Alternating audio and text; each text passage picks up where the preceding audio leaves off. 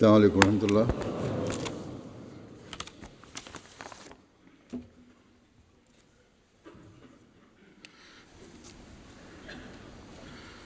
أشهد أن لا إله إلا الله وحده لا شريك له وأشهد أن محمدا عبده ورسوله. أما بعد فأعوذ بالله من الشيطان الرجيم. بسم الله الرحمن الرحيم. الحمد لله رب العالمين الرحمن الرحيم مالك يوم الدين. إياك نعبد وإياك نستعين. اهدنا الصراط المستقيم صراط الذين أنعمت عليهم غير المغضوب عليهم ولا الضالين.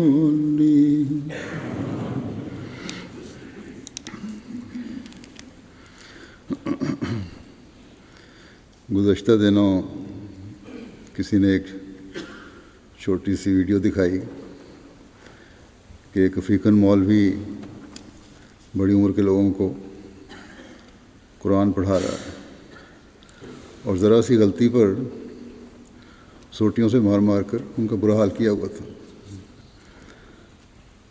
اب جس کی ایک تو زبان نہ ہو اور پھر بڑی عمر بھی ہو جائے 17-18 سال یا اس سے زیادہ، وہ کس طرح قاریوں کی طرح صحیح ادائیگی ہر حرف کی کر سکتا ہے؟ نتیجہ یہ نکلتا ہے کہ لوگ قرآن پڑھنے سے ہی بھاگتے ہیں، اور یہی وجہ ہے کہ مسلمانوں میں سے بہت سوں کو قرآن کریم پڑھنا بھی نہیں آتا.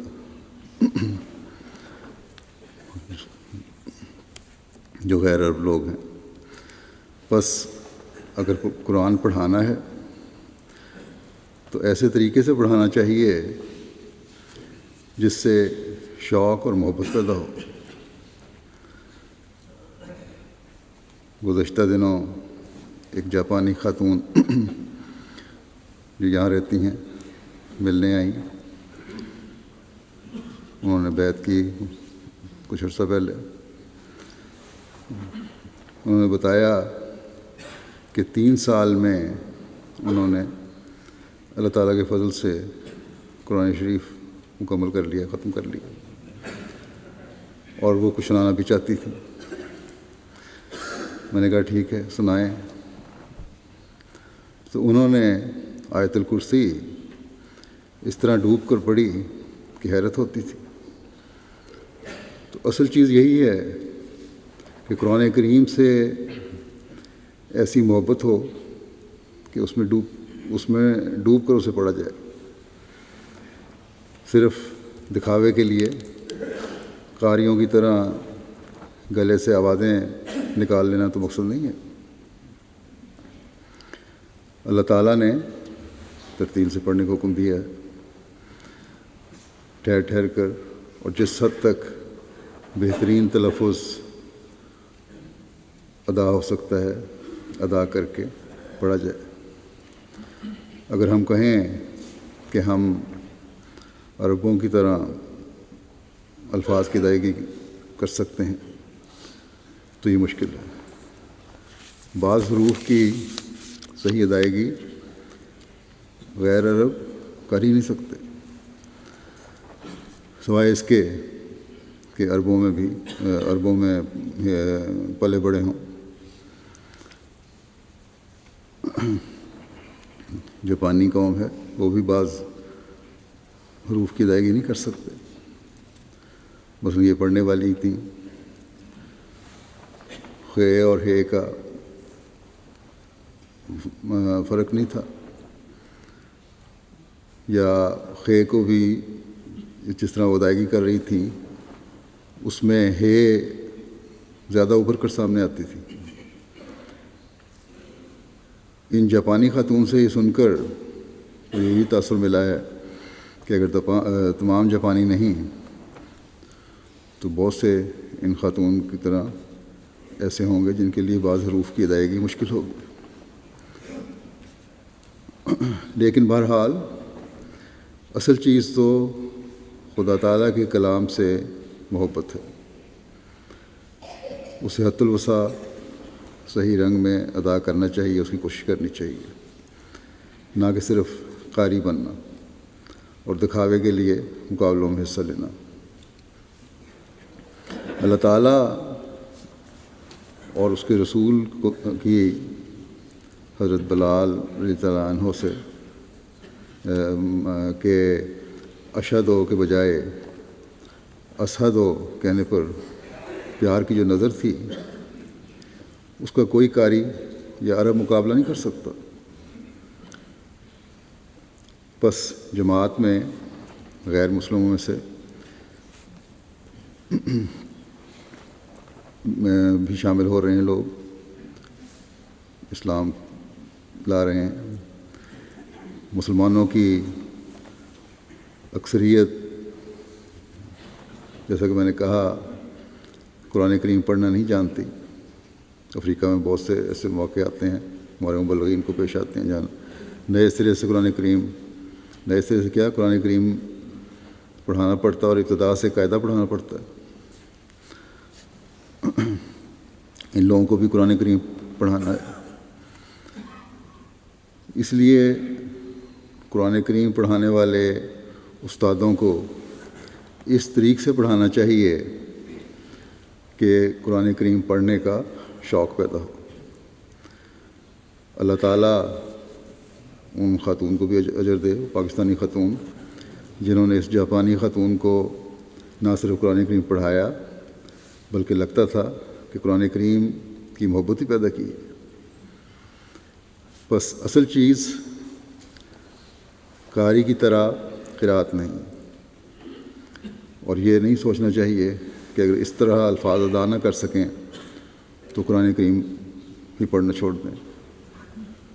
قرآن کریم پڑھنا ضروری ہے، اس میں بہتری لانے کی کوشش کرنی چاہیے، لیکن صرف اس بات پر کہ بعض الفاظ ہم ادا نہیں کر سکتے یا مشکل ہیں، قرآن کریم کو پڑھنے سے ہی نہیں چھوڑ دینا چاہیے، بلکہ تلاوت کی طرف روزانہ ہر احمدی کی توجہ ہونی چاہیے. ہاں یہ کوشش ضرور ہونی چاہیے جیسا کہ میں نے کہا کہ اصل کے جتنا قریب ترین ہو کر آسانی سے الفاظ کی ادائیگی ہو سکے کی جائے، اور اس میں پھر بہتری پیدا کرنے کی کوشش بھی کی جائے. حضرت مسلم موعود رضی اللہ عنہ ایک جگہ فرماتے ہیں کہ یہ کوشش کہ ہم قاری کی طرح ہی ہر لفظ کو ادا کریں درست نہیں، کیونکہ اس کی طاقت خدا تعالیٰ نے ہمیں نہیں بخشی جو غیر عرب ہیں. آپ فرماتے ہیں کہ میری مرحومہ بیوی ام طاہر بیان کرتی تھیں کہ ان کے والد صاحب کو قرآن پڑھنے پڑھانے کا بہت شوق تھا. انہوں نے لڑکوں کو پڑھانے کے لیے استاد رکھے ہوئے تھے اپنے بچوں کو پڑھانے کے لیے، اور لڑکی کو بھی قرآن پڑھانے کے لیے اسی کے سپرد کیا ہوا تھا. ام طاہر بتاتی ہیں کہ وہ استاد بہت مارا کرتے تھے اور ہماری انگلیوں میں شاخیں ڈال کر، چھوٹی درخت کی ٹہنیاں پینسل کی طرح لے کے، بعض لوگ پینسلیں بھی ڈالتے تھے، استاد شاخیں انگلیوں میں ڈال کر انہیں دباتے تھے، مارتے تھے، پیٹتے تھے، اس لیے کہ ہم صحیح طور پر تلفظ کیوں ادا نہیں کرتے. ہم پنجابی لوگوں کا لہجہ بھی ایسا ہی ہے کہ ہم عربوں کی طرح عربی کے الفاظ ادا نہیں کر سکتے. حضرت مسلم موعود نے پھر اس عرب کا واقعہ بیان کیا جس کا میں گزشتہ خطبہ میں بیان کر چکا ہوں کہ وہ حضرت مسیح علیہ السلام کو ملنے آیا، تو جب حضرت مسیح علیہ السلام نے 2-3 دفعہ ذات کا استعمال کیا تو کہنے لگا کہ آپ کس طرح مسیح موعود ہو سکتے ہیں، آپ کو تو ذات بھی کہنا نہیں آتا۔ اس عرب نے یہ بڑی لغو حرکت کی تھی۔ ہر ملک کا اپنا لہجہ ہوتا ہے۔ عرب خود کہتے ہیں کہ ہم ناطقین بالذات ہیں، ہندوستانی اسے ادا نہیں کر سکتے۔ حضرت مسلم موعود رضی اللہ عنہ فرماتے ہیں کہ ہندوستانی لوگ اسے یا تو دعات کر کے پڑھتے ہیں یا ذات پڑھ کے پڑھتے ہیں، لیکن اس کے مخارج اور ہیں۔ بس جب عرب خود کہتے ہیں کہ ہم ناطقین بالذات ہیں اور کوئی صحیح طور پر اسے ادا نہیں کر سکتا، تو پھر اعتراض کرنے کی بات ہی کیا ہوئی۔ بس عرب احمدیوں کو بھی اس بات کو سامنے رکھنا چاہیے۔ عموماً اکثریت تو اس بات کو سمجھتی ہے، لیکن بعض کی طبیعتوں میں کچھ فخر کی حالت بھی ہوتی ہے۔ ایک پاکستانی عورت ایک عرب سے بیاہی ہوئی ہے، وہ بھی اپنی طرف سے حلق سے آواز نکال کر سمجھتی ہے کہ میں نے صحیح تلفظ ادا کر دیا، حالانکہ وہ صحیح نہیں ہوتا۔ اگر اس کی ذات تک ہی بات ہوتی تو کوئی بات نہیں تھی اور مجھے کہنے کی ضرورت نہیں تھی، لیکن مجھے پتہ چلا ہے کہ بعض مجالس میں بیٹھ کر استہزاء کے رنگ میں یہ بات کرتی ہے کہ بعض حروف کی ادائیگی پاکستانیوں کو نہیں آتی، قرآن کریم پڑھنا نہیں آتا، عربی کے الفاظ صحیح الفاظ ادا نہیں کر سکتے، اور عرب بیٹھ کر ان کا مذاق اڑاتے ہیں۔ میں نہیں سمجھتا کہ عربوں میں سے ہر ایک ایسا ہوگا جو مذاق اڑاتا ہو سکتا ہے جن عربوں میں یہ بیاہی ہوئی ہیں وہ مذاق اڑاتے ہیں۔ اسلام نے تو ہر قوم کے دل جیت کر انہیں اللہ تعالیٰ کے کلام سے نہ صرف آشنا کروانا ہے بلکہ اسے پڑھنے کے لیے ان کے دلوں میں محبت بھی پیدا کرنی ہے۔ اور ہر ایک کا الگ الگ لہجہ ہے، ہر ایک قرآن کریم کی محبت کی وجہ سے اسے بہترین رنگ میں پڑھنے کی کوشش کرتا ہے، اور کرنی بھی چاہیے، اور یقیناً ترتیل کا خیال رکھنا چاہیے۔ اور جو اس بارے میں نئے مسلمان ہونے والوں کی مدد کر سکتے ہیں انہیں مدد بھی کرنی چاہیے، جنہیں آتا ہو صحیح طرح پڑھنا تلفظ کے ساتھ، لیکن مذاق اڑانے کی اجازت نہیں ہو سکتی۔ بس اس بات کا جن کو اگر صحیح تلفظ آتا بھی ہے تو انہیں خیال رکھنا چاہیے۔ مختلف قومیں ہیں، مختلف لوگ ہیں، ہر ایک اپنا اپنا لہجہ ہے، اور ہر حرف کی ادائیگی، عربی کے ہر لفظ کی ادائیگی نہیں ہو سکتی ہر ایک سے۔ اب میں حضرت مسلم موعود رضی اللہ عنہ کے حوالے سے بعض اور واقعات بھی بیان کرتا ہوں۔ آپ ایک جگہ فرماتے ہیں کہ مثل مشہور ہے مسلمانوں کی حالت کے بارے میں کیا حالت ہو رہی ہے، وہ بیان فرما رہے ہیں ایک مثال سے۔ فرماتے ہیں کہ مثل مشہور ہے کہ کوئی بزدل آدمی تھا، اسے وہم ہو گیا کہ وہ بہت بہادر ہے۔ وہ گودنے والوں کے پاس گیا، ٹیٹو جو کرتے ہیں۔ پرانے زمانے میں یہ رواج تھا کہ بہادر اور پہلوان لوگ اپنے بازو پر اپنے کریکٹر اور اخلاق کے مطابق نشان کھدوا لیتے تھے۔ یہاں یورپ میں بڑا رواج ہے اس کا۔ یہ بھی بہرحال گودنے والے کے پاس گیا۔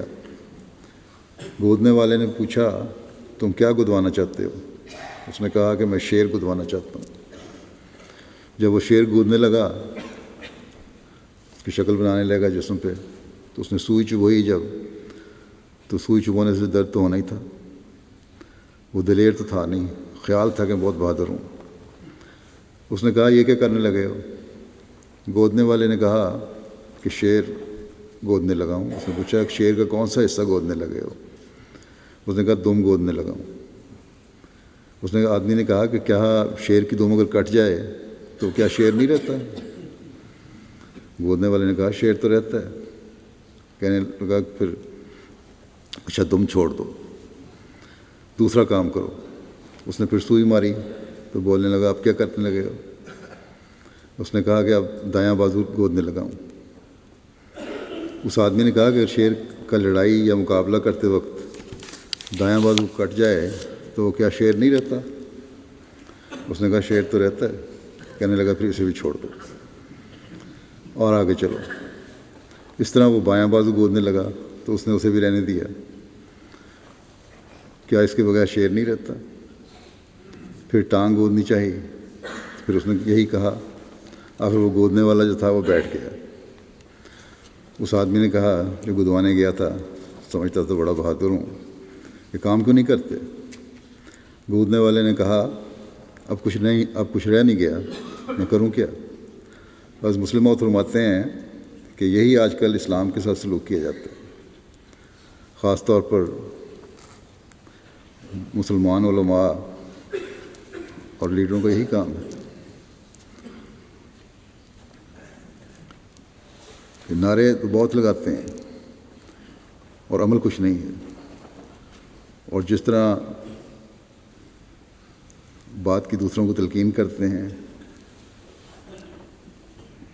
اس کا اسلام کی تعلیم سے کوئی تعلق نہیں۔ یہ بھی چھوڑ دو، یہ بھی چھوڑ دو، وہ بھی چھوڑ دو، اپنے لیے تو ہر ایک چیز وہ چھڑواتے چلے جاتے ہیں۔ اس تعلق میں آپ ایک اور مثال دیتے ہوئے فرماتے ہیں کہ ہمارے نانا جان حضرت میر ناصر نواب صاحب فرمایا کرتے تھے کہ چھوٹی عمر میں میری طبیعت بہت چلبلی سی تھی۔ آپ میر درد کے نواسے تھے اور دہلی کے رہنے والے تھے، وہاں آم بھی ہوتے ہیں۔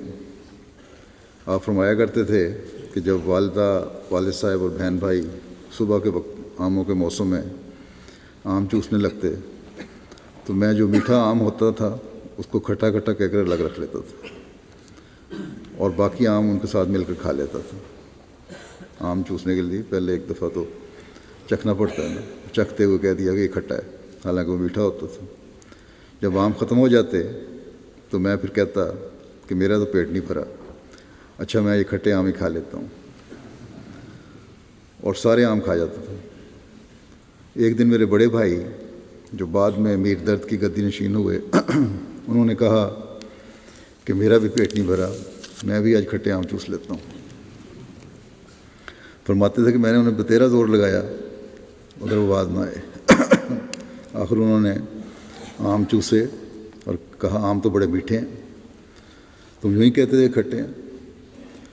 جس طرح وہ آم چوستے وقت میٹھے آم الگ کر لیتے تھے اور باقی دوسروں کے ساتھ مل کر چوس لیتے تھے اور بعد میں کھٹے کہہ کر وہ بھی چوس لیتے تھے، تو مسلم فرماتے ہیں کہ یہی حال آج کل کے مسلمانوں کا ہے۔ وہ لوگ جو کہتے ہیں کہ شریعت اسلامیہ کو نافذ کیا جائے، ان کا اگر یہ حال ہو تو ان لوگوں کا کیا حال ہے جو اسلام کو جانتے ہی نہیں۔ اسلام کی شریعت نافذ کرنے والے بھی اسی طرح کرتے ہیں کہ دھوکہ دہی سے اپنے لیے علیحدہ چیزیں رکھتے چلے جاتے ہیں۔ یہ تو بچپنا تھا ان کا، لیکن یہاں جان بوجھ کر غلط باتیں کی جاتی ہیں۔ مسلم فرماتے ہیں کہ دوسرے لوگ جو اسلام کو نہیں جانتے وہ تو پھر ہڈیاں اور بوٹی کچھ بھی نہیں چھوڑیں گے، ہر چیز کو اسی طرح کھا جائیں گے چاہے غلط بھی ہو۔ بس آج کل بھی علماء اپنے لیے جو جواز پیدا کر کے اس طرح کی لوٹ مار کر رہے ہیں اور جس ہر طرف ہمیں نظر آتی ہے، تو یہی اسلام کے لیے ایک بہت بڑا المیہ ہے اس زمانے میں، اور ان علماء کی وجہ سے باقیوں نے بھی اسلام کے نام پر لوٹ مار مچائی ہوئی ہے۔ انہی علماء کی وجہ سے مختلف تنظیمیں بنی ہوئی ہیں جنہوں نے ظلم و تودی کے بازار گرم کیے ہوئے ہیں۔ اللہ تعالیٰ مسلمانوں کو رحم فرمائے۔ پھر اس بات کی طرف توجہ دلاتے ہوئے کہ کس طرح ہمیں اپنی حالتوں کو درست کرتے ہوئے اپنے ایمان میں اضافہ کرنا چاہیے اور خدا تعالیٰ سے تعلق پیدا کرنا چاہیے۔ بس مسلم موعود نے فرمایا کہ اگر جماعت کو نصیحت کرتے ہوئے ایک جگہ کہ اگر آپ لوگ تقوی و طہارت اپنے اندر پیدا کریں اور دعاؤں اور ذکر الہی کی عادت ڈالیں اور تہجد اور درود پر التزام رکھیں تو اللہ تعالیٰ یقیناً آپ لوگوں کو بھی رویا صادقہ اور کشوف میں سے حصہ دے گا اور اپنے الہام اور کلام سے مشرف کرے گا۔ اور زندہ معجزہ در حقیقت وہی ہوتا ہے جو انسان کو اپنی ذات میں ظاہر ہو۔ بے شک حضرت ابراہیم علیہ السلام کے معجزے بھی بڑے ہیں، حضرت موسیٰ علیہ السلام کے معجزے بھی بڑے ہیں، حضرت عیسیٰ علیہ السلام کے معجزے بھی بڑے ہیں، مگر جہاں تک انسان کی اپنی ذات کا سوال ہوتا ہے اس کے لیے وہی معجزہ بڑا ہوتا ہے جس کا وہ اپنی ذات میں مشاہدہ کرتا ہے۔ آج کل بھی لوگ یہ سوال کرتے ہیں، تو اس کے لیے اللہ تعالیٰ سے تعلق پیدا کرنا بھی ضروری ہے اگر معجزے دیکھنے ہیں۔ ایمان میں زیادتی اور ذاتی نشان کی مثال دیتے ہوئے آپ حضرت صاحبزادہ عبداللطیف شہید صاحب کا ذکر کرتے ہوئے فرماتے ہیں کہ صاحبزادہ عبداللطیف صاحب شہید کو دیکھ لو، انہوں نے جب احمدیت قبول کی اور قادیان میں کچھ عرصہ ٹھہرنے کے بعد کابل واپس گئے تو وہاں کے گورنر نے انہیں بلایا اور کہا کہ توبہ کر لو۔ انہوں نے کہا کہ میں توبہ کس طرح کروں؟ جب میں قادیان سے چلا تھا تو اسی وقت میں نے رویا میں دیکھا تھا کہ مجھے ہتھکڑیاں پڑی ہوئی ہیں، بس جب خدا تعالیٰ نے کہا تھا کہ تمہیں اس راہ میں ہتھکڑیاں پہننی پڑیں گی تو اب میں ان ہتھکڑیوں کو اتروانے کی کس طرح کوشش کروں؟ یہ ہتھکڑیاں میرے ہاتھوں میں پڑی رہنی چاہیے تاکہ میرے رب کی بات پوری ہو۔ اب دیکھو، انہیں یہ وثوق اور یقین اس لیے حاصل ہوا کہ انہوں نے خود ایک خواب دیکھا تھا۔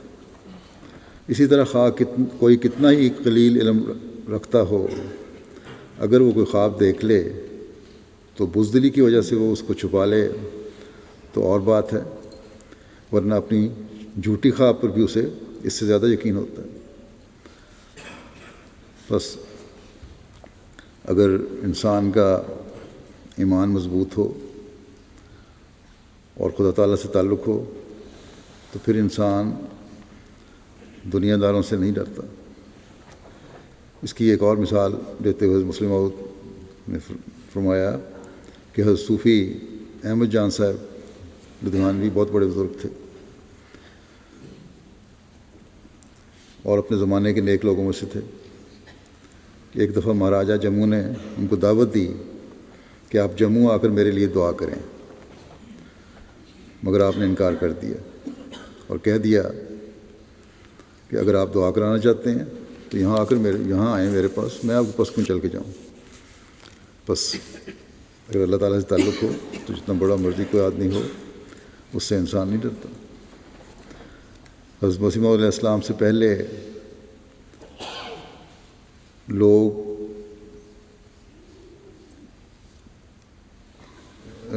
لوگوں کی آپ سے کس قدر عقیدت تھی اس کے، اور پھر آپ کے دعوے کے بعد کیا حالت ہو گئی، اس کا ذکر کرتے ہوئے مسلم موعود نے بیان کیا کہ دیکھو، براہین احمدیہ کی شہرت کو مد نظر رکھتے ہوئے ہم کہہ سکتے ہیں کہ لاکھوں آدمی آپ سے بڑی عقیدت رکھتے تھے۔ ایک کی تو شہادت بھی موجود ہے جو دعوے سے پہلے ہی وفات پا گئے، یعنی حضرت صوفی احمد جان صاحب جن کا بھی پہلے ذکر ہوا ہے، جنہوں نے راجے کو کہا تھا کہ دعا کروانی ہے تو یہاں آؤ۔ صوفی احمد جان صاحب لدھیانوی نے دعویٰ سے قبل حضرت مسیح علیہ السلام کا ذکر کرتے ہوئے لکھا ہے، پہلے بھی ہم کئی دفعہ سن چکے ہیں، آپ کا ایک شعر ہے کہ سب مریضوں کی ہے تمہیں پہ نظر، تم مسیحا بنو خدا کے لیے۔ یہ تو ایک دوربین ولی اللہ کی نظر تھی۔ صوفی احمد جان صاحب تو ایک ولی اللہ تھے، ان کی ایک دوربین نظر تھی، جنہوں نے دیکھ لیا کہ حضرت مسیح علیہ السلام بھی مسیح موعود ہیں، چاہے دعویٰ ہے یا نہیں۔ مگر ہم کہہ سکتے ہیں کہ جن کی نگاہ اتنی دوربین نہ تھی وہ بھی سمجھتے تھے کہ اسلام کی نجات آپ سے وابستہ ہے، مگر جب وہ ہتھیار آپ کو دیا گیا، یعنی وہ ہتھیار جس نے اسلام کو فتح کرنا تھا، جس سے دشمن پامال ہو سکتا تھا، وہ آب حیات دیا گیا جس سے مسلمانوں کی زندگی مقدر تھی، تو بڑے بڑے مخلص آپ سے متنفر ہو گئے اور کہنے لگے کہ جسے ہم سونا سمجھتے تھے افسوس وہ تو پیتل نکلا۔ ایسے لاکھوں انسان یکدم بزدن ہو گئے، حتیٰ کہ جب آپ نے بیعت کا اعلان کیا تو پہلے روز صرف 40 اشخاص نے بیعت کی۔ یا تو لاکھوں لوگ اخلاص رکھتے تھے، اور پرانے لوگ سناتے ہیں، حضرت مسلم موعود کہتے ہیں کہ پرانے لوگ سناتے ہیں کس طرح بڑے بڑے علماء کہتے تھے کہ اسلام کی خدمت اسی شخص سے ہو سکتی، اور خود لوگوں کو آپ کے پاس بھیجتے تھے۔ حتیٰ کہ مولوی ثناء اللہ صاحب نے لکھا ہے کہ براہین کے شائع ہونے پر میں مرزا صاحب کی زیارت کے لیے پیدل چل کر قادیان گیا، اور مولوی محمد حسین صاحب بٹالوی جنہوں نے آخر میں اپنا سارا زور مخالفت میں صرف کر دیا، انہوں نے بھی لکھا کہ 1300 سال کے عرصے میں کسی نے اسلام کی اس قدر خدمت نہیں کی جتنی اس شخص نے کی ہے۔ آج کل بھی مختلف اسلامی نام نہاد اسلامی ٹی وی چینل کہنا چاہیے اسی حوالے سے بڑی باتیں کرتے ہیں کہ اصول خدمت کی اس وقت ضرورت تھی، لیکن بعد میں نعوذ باللہ بگڑ گئے۔ لیکن اصل میں تو یہ لوگ وہ ہیں جو دلوں کے اندھے ہیں، اور جس کو خدا تعالیٰ نے سونا بنایا ہے اسے یہ لوگ پیتل سمجھتے ہیں۔ خدا تعالیٰ کی فعلی شہادت کی طرف دیکھنے کے بجائے وہ اپنے نفسوں کے اندھیروں میں ڈوب گئے ہیں یہ لوگ، اور کم علم رکھنے والے مسلمانوں کو بھی گمراہ کر رہے ہیں۔ اللہ تعالیٰ ان کو عقل دے۔ ایک دفعہ جب یہ دارالبیت لدھیانے کا ذکر ہوا ایک شورا پہ 1931 کی شورا میں، تو حضرت مسلم موعود نے وہاں نمائندگان کو کہا کہ میرے نزدیک یہ نہایت اہم معاملہ ہے، یعنی دارالبیت لدھیانے کا معاملہ۔ حضرت مسیح موعود علیہ السلام نے خصوصیت سے اس کا ذکر کیا ہے، بلکہ لدھیانے کو باب لد قرار دیا ہے جہاں دجال کے قتل کی پیشگوئی ہے، وہ جگہ جہاں دشمن کا خاتمہ ہوگا، دجال کا خاتمہ ہوگا۔ ایسے مقام کے لیے جہاں قادیان سے بیعت لینے کے لیے حضرت مسیح موعود علیہ السلام تشریف لے گئے، جماعت میں خاص احساس ہونا چاہیے اس جگہ کا۔ حضرت خلیفہ اول رضی اللہ عنہ نے جب آپ سے بیعت لینے کی درخواست کی تو آپ نے فرمایا یہاں نہیں بیعت لی جائے گی، پھر قادیان میں نہیں لی جائے گی۔ پھر لدھیانے میں بیعت لی۔ وہاں کے پیر احمد جان صاحب مرحوم جو حضرت مسیح موعود علیہ السلام کے دعوے سے پہلے ہی فوت ہو گئے تھے، وہ ان لوگوں میں سے تھے جن کو خدا تعالیٰ نے دعوے سے پہلے ہی آپ پر ایمان لانے کی توفیق دی تھی، جیسے پہلے ذکر ہو چکا ہے۔ انہوں نے اپنی وفات کے وقت اپنے سب خاندان کو جمع کیا اور کہا کہ حضرت مرزا صاحب مسیحیت کا دعویٰ کریں گے، تم سب ایمان لے آنا۔ چنانچہ یہ سب خاندان ایمان لے آیا۔ پیر منظور محمد صاحب اور پیر افتخار احمد صاحب آپ کے لڑکے ہیں، اور حضرت خلیفہ اول رضی اللہ عنہ کی اہلیہ ان کی لڑکی ہیں۔ مسلم موعود فرماتے ہیں کہ میرا ارادہ ہے کہ اس مقام کا خاص طور پر نقشہ بنایا جائے اور بیعت کے مقام پر ایک علیحدہ جگہ تجویز کی جائے اور نشان لگا دیا جائے اور اس موقع پر وہاں جلسہ کیا جائے۔ 40 آدمیوں سے حضرت مسیح موعود علیہ السلام نے اس جگہ بیعت لی تھی، ان سب کے نام اس جگہ لکھ دیے جائیں۔ لدھیانہ گھر اب اللہ تعالیٰ کے سے جماعت کے پاس ہے، وہاں جماعت کس حد تک اس نے اس پر عمل کیا ہے، کیا ہو رہا ہے، وہ مجھے اس وقت میرے پاس نہیں ہے، اس کی ریکارڈ بہرحال پتہ لگ جائے گا۔ تو اس یادگار کو یادگار بنانے کی کوشش بہرحال کی جا رہی ہے۔ پھر لدھیانہ اور پیشگوئی مسلم موعود کا ذکر فرماتے ہوئے حضرت مسلم موعود ایک جگہ فرماتے ہیں کہ حضرت صلی اللہ علیہ وسلم نے خواب دیکھا تھا کہ آپ کے سامنے جنت کے انگوروں کا ایک خوشہ لایا گیا ہے اور پھر آپ کو بتایا گیا کہ یہ ابو جہل کے لیے ہے۔ اس کی تعبیر یہ تھی کہ اس کے بیٹے اکرمہ کو جنت ملے گی، چنانچہ ایسا ہی ہوا۔ پھر آپ نے وہ واقعہ بیان کیا کہ اللہ تعالیٰ نے ابو جہل کے لڑکے کو ایسا نیک کیا کہ اس نے دین کے لیے شاندار قربانیاں کیں۔ ایک جنگ کے موقع پر مسلمانوں کو سخت مشکلات کا سامنا ہوا۔ عیسائی تیر انداز تاک کر مسلمانوں کی آنکھوں میں تیر مارتے تھے اور صحابہ رضوان اللہ علیہم شہید ہوتے جاتے تھے۔ اکرمہ نے کہا مجھ سے یہ نہیں دیکھا جاتا، ابو جہل کے بیٹے تھے یہ، اور اپنی فوج کے افسر سے کہا کہ آپ مجھے اجازت دیں کہ میں ان پر حملہ کروں، اور 60 بہادروں کو ساتھ لے کر دشمن کے لشکر کے قلب پر حملہ کر دیا، مرکز میں جا کے، اور ایسا شدید حملہ کیا کہ اس کے کمانڈر کو جان بچانے کے لیے بھاگنا پڑا، جس سے دشمن کے لشکر میں بھگدڑ مچ گئی۔ یہ جان باز ایسی بہادری سے لڑے کہ جب اسلامی لشکر وہاں پہنچا تو تمام کے تمام یا تو شہید ہو چکے تھے یا سخت زخمی پڑے تھے۔ حضرت اکرمہ رضی اللہ تعالیٰ عنہ بھی سخت زخمی تھے۔ ایک افسر پانی لے کر زخمیوں کے پاس آیا اور اس نے پہلے اکرمہ کو پانی دینا چاہا، مگر آپ نے دیکھا کہ حضرت سہیل بن عمر پانی کی طرف دیکھ رہے ہیں۔ آپ نے اس افسر سے کہا کہ پہلے سہیل کو پانی پلاؤ، پھر میں پیوں گا۔ میں یہ برداشت نہیں کر سکتا کہ میرا بھائی پیاس کی حالت میں پاس پڑا رہے اور میں پانی پی لوں۔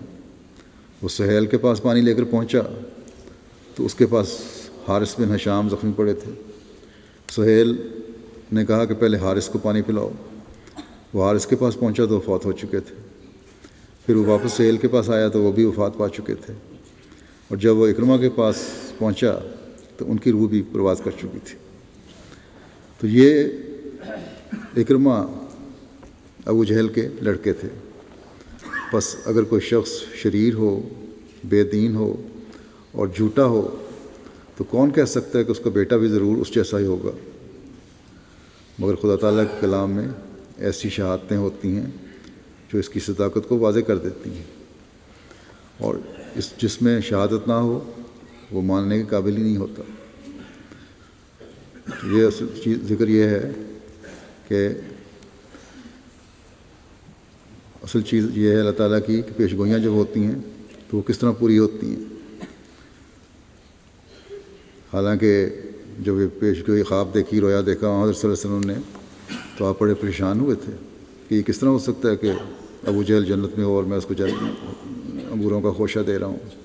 تو اس سے مراد اصل میں یہی تھی کہ ان کے بیٹے ایمان لے آئیں گے اور اسلام کی خاطر غیر معمولی قربانی کریں گے۔ بس مسلم فرماتے ہیں کہ حضرت مسیح موعود علیہ الصلوۃ والسلام کی اس پیش گوئی میں بھی، یعنی مسلم موعود والی پیش گوئی میں بھی دوسری پیش گوئیوں کی طرح بہت سی شہادتیں موجود ہیں۔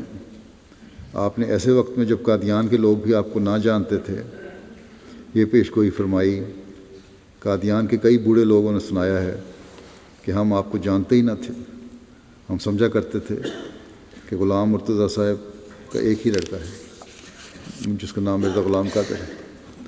تو ایسا شخص جو خود گمنام ہو، جسے اس کے گاؤں کے لوگ بھی نہ جانتے ہوں، یہ پیش گوئی کرتا ہے کہ اللہ تعالیٰ اسے اولاد دے گا جو زندہ بھی رہے گی، اور اس کے لڑکوں میں سے ایک لڑکا ایسا ہوگا جو دنیا کے کناروں تک شہرت پائے گا، اور اس کے ذریعے اس کی تبلیغ بھی دنیا کے کناروں تک پہنچے گی۔ کون ہے جو اپنے پاس سے ایسی بات کہہ سکے؟ پھر آپ نے فرمایا کہ وہ لڑکا 3 کو 4 کرنے والا ہوگا۔ اس کے یہ معنی بھی تھے کہ وہ اس پیش گوئی سے 4تھے سال میں پیدا ہوگا، چنانچہ آپ نے پیش گوئی 1886 میں کی، اور حضرت مسلم موعود فرماتے ہیں کہ میری پیدائش 12 جنوری 1889 کو ہوئی، 1889 میں، اور حضرت مسیح موعود علیہ السلام نے 23 مارچ 1889 کو لدھیانے میں پہلی بیعت لی۔ حضرت مسیح موعود علیہ السلام کی اس پیش گوئی کا ہماری جماعت میں بھی اور باہر بھی بہت چرچا ہے، اور عموماً یہ سوال کیا جاتا تھا کہ وہ لڑکا کون ہے۔ حضرت مسلم موعود فرماتے ہیں کہ پیش گوئی میں اس لڑکے کا نام محمود بھی بتایا گیا تھا، اس لیے بطور تفاول کے حضرت مسیح موعود علیہ السلام نے میرا نام محمود بھی رکھا، اور چونکہ اس کا نام بشیر ثانی بھی تھا، اس لیے میرا پورا نام بشیر الدین محمود احمد رکھا۔ جہاں تک اولاد ہونے اور اس کے زندہ رہنے کا تعلق تھا، یہ پیش گوئی بھی پوری ہوئی، اور ایک بیٹے کا نام محمود رکھنے کی توفیق بھی آپ کو ملی، مگر دنیا انتظار کر رہی تھی کہ یہ پیش گوئی کس لڑکے کے متعلق ہے۔ چنانچہ آج میں یہی بتانے کے لیے لدھیانے آیا ہوں۔ آپ لدھیانے گئے تھے۔ آپ فرماتے ہیں کہ لدھیانے کے ساتھ جماعت احمدیہ کا کئی رنگ میں تعلق ہے۔ لدھیانے کی جو اہمیت ہے تاریخی، جماعت کے ساتھ اس کا کئی پہلو ہیں۔ فرماتے ہیں کہ حضرت مسیح موعود علیہ السلام نے پہلی بیعت اسی شہر میں لی۔ ایک تعلق، آپ کے بعد حضرت مولوی نور الدین صاحب آپ کے پہلے خلیفہ ہوئے، اور ان کی شادی لدھیانے میں ہی حضرت منشی احمد جان صاحب مرحوم کے یہاں ہوئی تھی۔ یہ دوسرا تعلق، اور اس پیش گوئی میں جس لڑکے کا تعلق ہے وہ بھی حضرت مسیح موعود علیہ السلام کی اس بیوی کے بطن سے پیدا ہوا جو لدھیانے میں بھی رہی ہیں۔ حضرت مسلم موعود فرماتے ہیں کہ مجھے یاد ہے کہ بچپن میں کچھ عرصہ میں یہاں بھی رہا ہوں۔ میں اس وقت اتنا چھوٹا تھا کہ مجھے کوئی خاص باتیں تو اس زمانے کی یاد نہیں ہیں، کیونکہ اس وقت میری عمر 2-2.5 سال کی تھی۔ اب دیکھیں اس عمر میں بھی بعض باتیں جو یاد ہیں وہ یاد نہیں رہتی، لیکن آپ وہ بھی واقعہ بیان کر رہے ہیں۔ فرماتے ہیں کہ صرف ایک واقعہ یاد ہے، اور وہ یہ ہے کہ ہم جس مکان میں رہتے تھے وہ سڑک کے سر پر تھا اور سیدھی سڑک تھی۔ میں اپنے مکان سے باہر آیا تو ایک چھوٹا سا لڑکا دوسری طرف سے آ رہا تھا۔ اس نے میرے پاس آ کر ایک مری ہوئی چھپکلی مجھ پر پھینکی۔ میں اس قدر دہشت زدہ ہوا کہ روتا ہوا گھر کی طرف بھاگا۔ اس بازار کا نقشہ مجھے یاد ہے، وہ سیدھا بازار تھا، گو اب میں نہیں جانتا کہ وہ کون سا تھا۔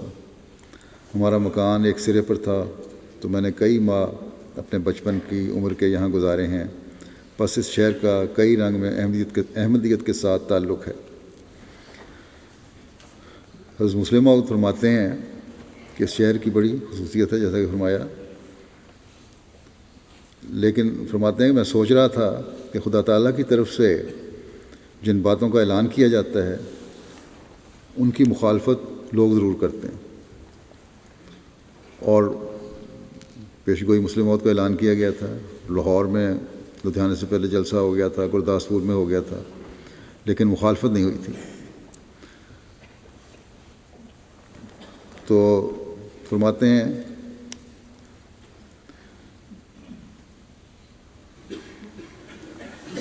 یہ باوجود اس کے میرے اعلان کے بعد یہ پیش گوئی پوری ہو چکی ہے، میرے پر مخالفت نہیں ہوئی تھی۔ کسی نے مخالفت کیوں نہیں کی؟ لیکن لدھیانے آئے، یہاں آ کر جب میں کہتے ہیں میں شہر میں سے گزر رہا تھا تو لوگوں کا جلوس نعرے لگاتا ہوا گزر رہا تھا کہ نعوذ باللہ مرزا مر گیا، مرزا مر گیا۔ تو بہرحال ہمیں اس سے کوئی فرق نہیں پڑتا۔ انہوں نے حضرت صلی اللہ علیہ وسلم کی تعلیم کو بھلانے کی وجہ سے یہ استہزاء کیا ہے، لیکن حضرت مسیح موعود علیہ السلام کی پیش گوئی پوری چمک کے ساتھ پوری ہوئی ہے۔ آگے حضرت مسلم موعود نے یہ دعا بھی کی ہے کہ اللہ کرے کہ لدھیانے کے لوگوں کو حضرت مسیح موعود علیہ السلام کو ماننے کی توفیق بھی عطا ہو، اور آج جو مخالفت میں نعرے لگا رہے ہیں کل حق میں نعرے لگانے والے ہوں۔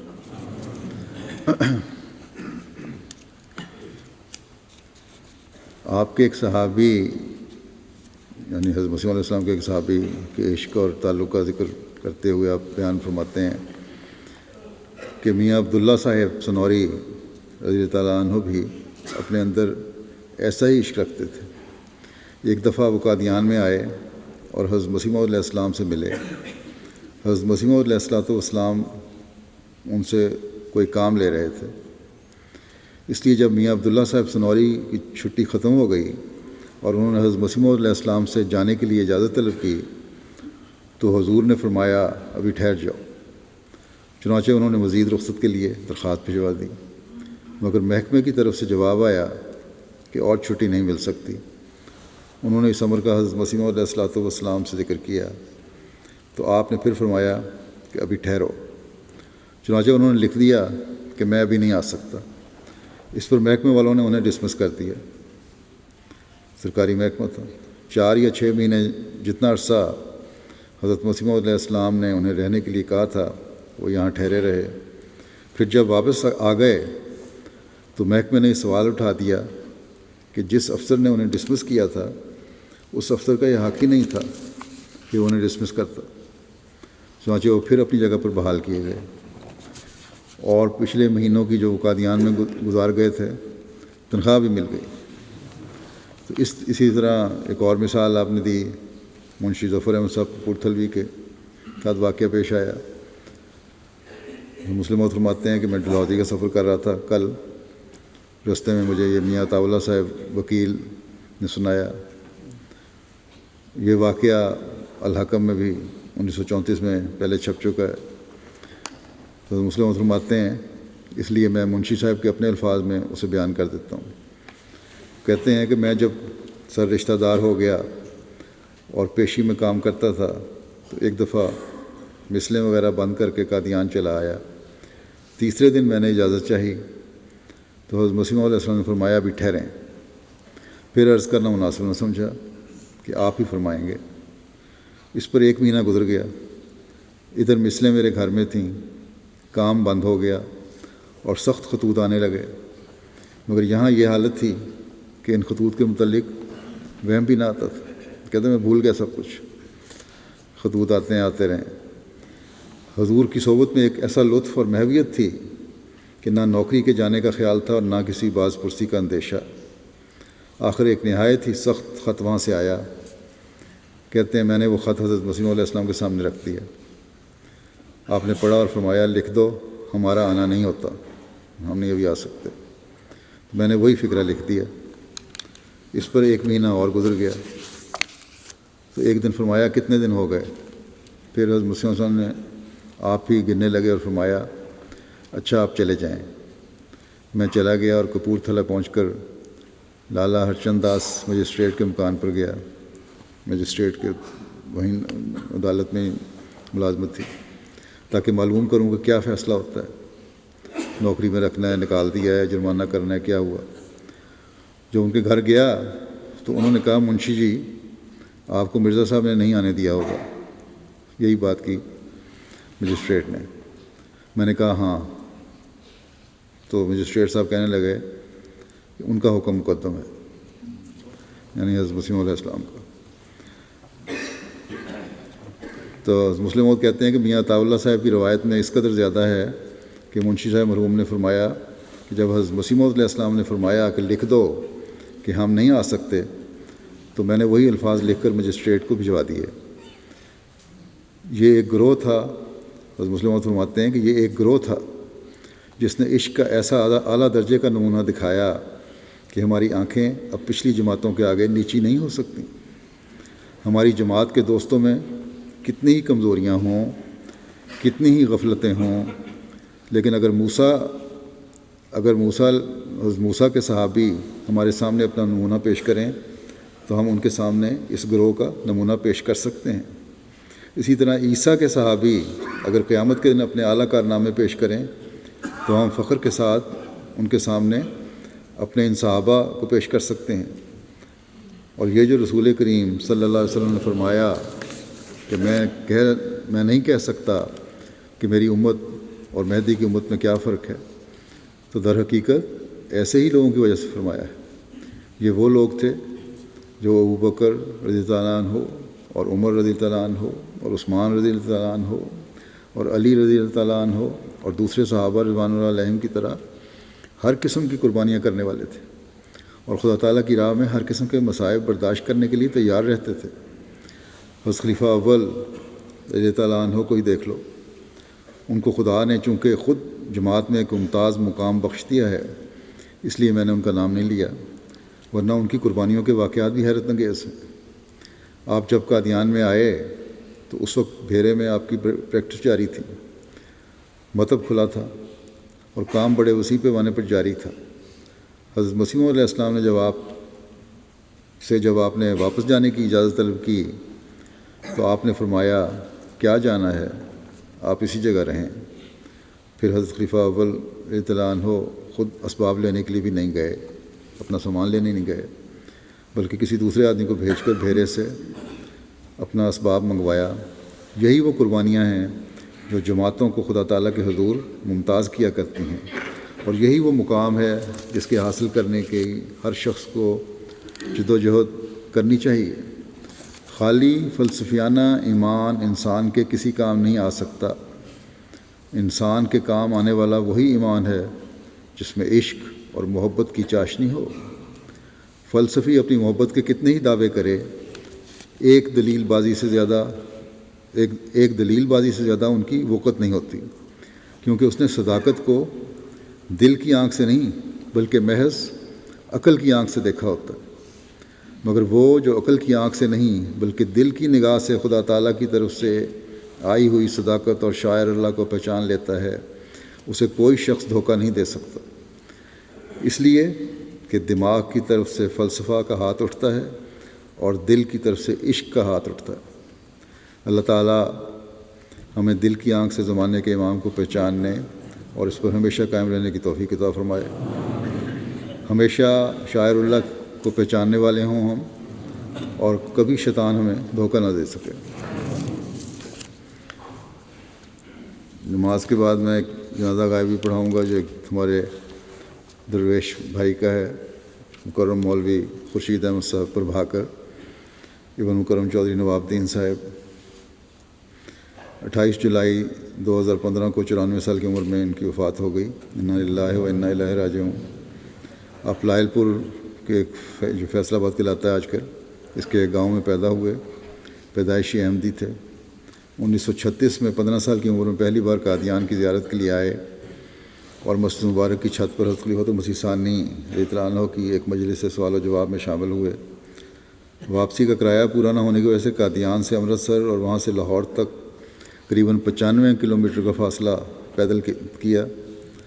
19 سال کی عمر میں نظام وصیت میں شامل ہو گئے۔ 1937 میں حضرت خلیفۃ المسیح ثانی کی خدمت میں لکھا کہ تحریک جدید کی شمولیت کی میعاد دسمبر 1936 میں ختم ہو چکی ہے۔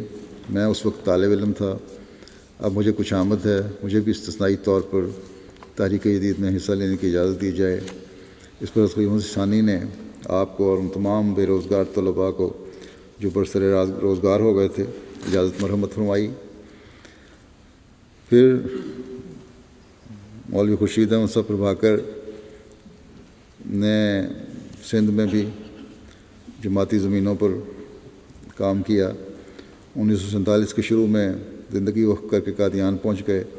اسی سال ہندوستان تقسیم ہوا، جس کے نتیجے میں درویشی کی سعادت نصیب ہوئی۔ دور درویشی کو انتہائی صبر اور شکر اور وفا کے ساتھ نبھایا۔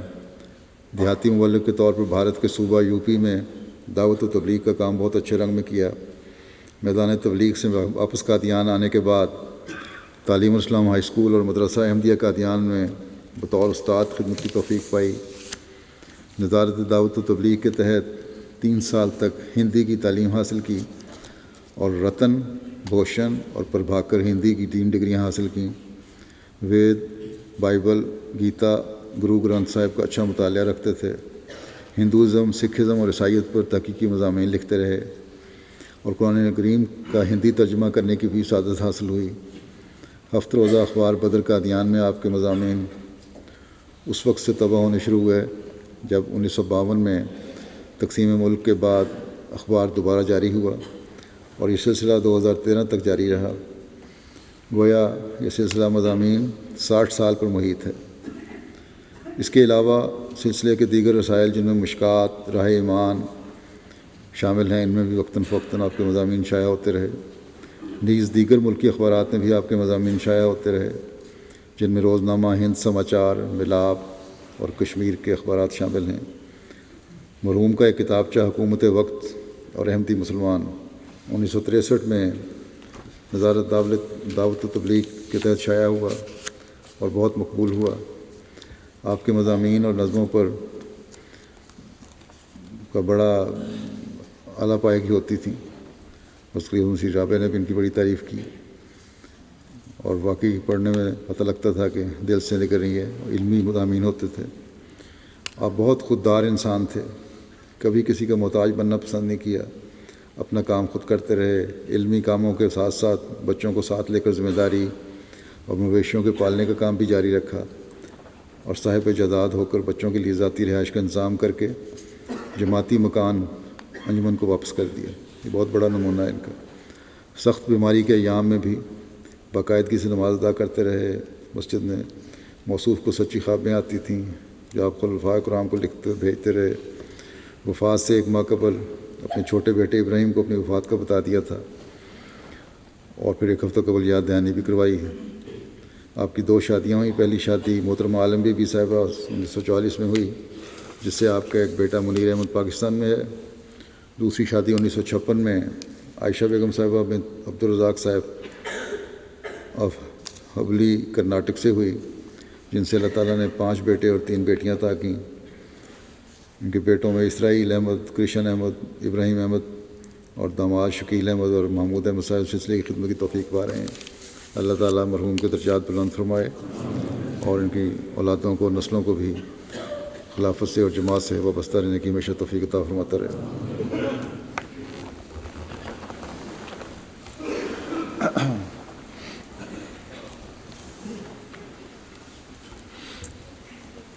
الحمد